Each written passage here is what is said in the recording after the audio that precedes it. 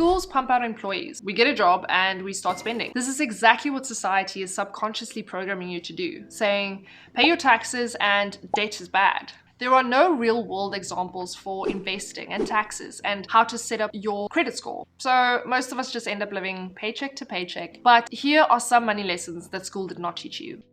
The reason you're not making $1 million a year is because you probably don't know how to make $1 million a year. There is this ignorance debt that we have to pay off through learning more and building skills and applying your knowledge, especially in the beginning of your career. Taking some money and investing in yourself through books, for example, can pay off a lot more than just investing in the market. Prioritize your financial education. Make sure that you can move past this barrier as soon as possible.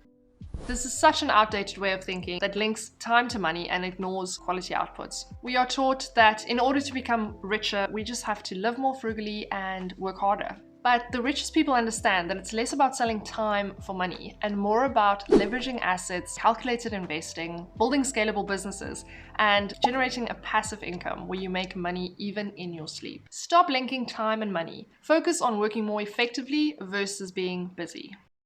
Money will enter your life through generation and it will leave through consumption. Most people just consume and save, but inflation eventually catches up with them, with the cost of living rising faster than their savings rates or their pay increases. We tend to focus on the consumption side because it's easier to reduce your expenses and the amount you consume versus trying to generate a new source of income. People are so stuck trying to figure out what to do instead of how to do it. You can generate income by providing value in some part of the market, which I'm hoping to do through this YouTube channel. Making more money is directly proportional to how much you can save. You can only save more effectively if you have more money coming in.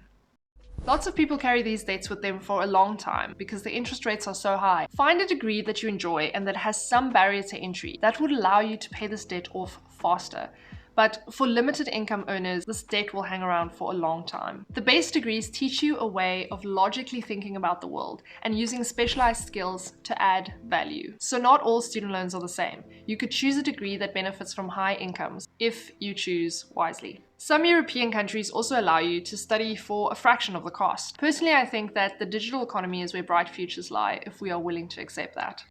For most of us, debt is seen as bad, but for the rich, it can be an opportunity. If debt is so bad, why are the rich taking out mortgages? This is because mortgages aren't strictly debt, like a credit card or a car loan might be. The poor take out consumer loans for furnitures and weddings, whereas the rich uses the money to leverage to buy assets that will appreciate over time, like business ventures or property. Mortgages are some of the cheapest debts that you can get, and banks are willing to review your interest rates if you ask. You need to determine if the debt is being used to drain your money or if it's making you money. Understand the difference between debt and leverage. For most people though, don't take the maximum mortgage that you can get. Make sure that you leave some sort of buffer just for interest rate volatility.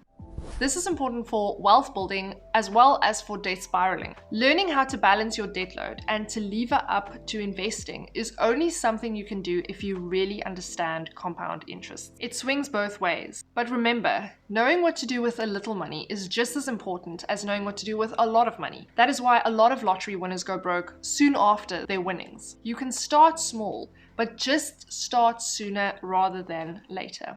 Schools teach you to be very risk-averse with how the grading system works. Handing in your work for a review can lead to perfectionism and anxiety. And there are also no prizes for handing in your work early, which is just not the way the real world works. In the real world, you have to try and fail to grow, and not just work towards one version of perfection. Prioritize action over contemplation.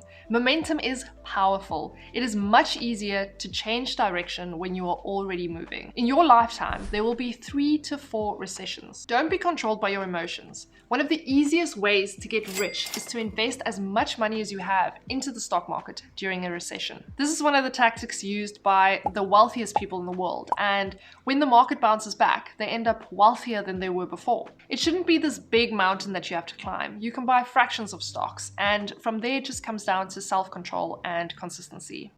Credit scores determine things like whether you'll be able to get a loan or you'll be accepted on a lease agreement and what your interest rates will be. You need to build up some line of credit for yourself. But don't go out looking for bad credit by opening a store account or getting a phone contract. A credit card is not a bad way to do this, but just be sure that the money you're spending on the credit card you have in another account, and be disciplined enough to transfer that over before you have to pay interest on the overdrafts.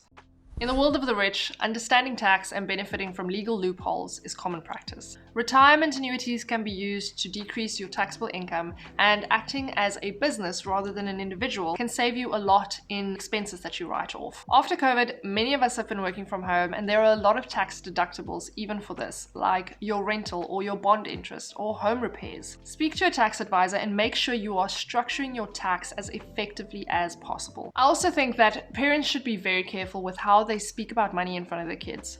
The kids shouldn't be dragged into your worries about money, and parents can use real-world examples to teach their children about money. Disclaimer though, some people are just born into richer families, but not all success looks the same. If there is anything you think I missed that school didn't teach us, please comment down below, and I hope you found this interesting. Consider watching this one next.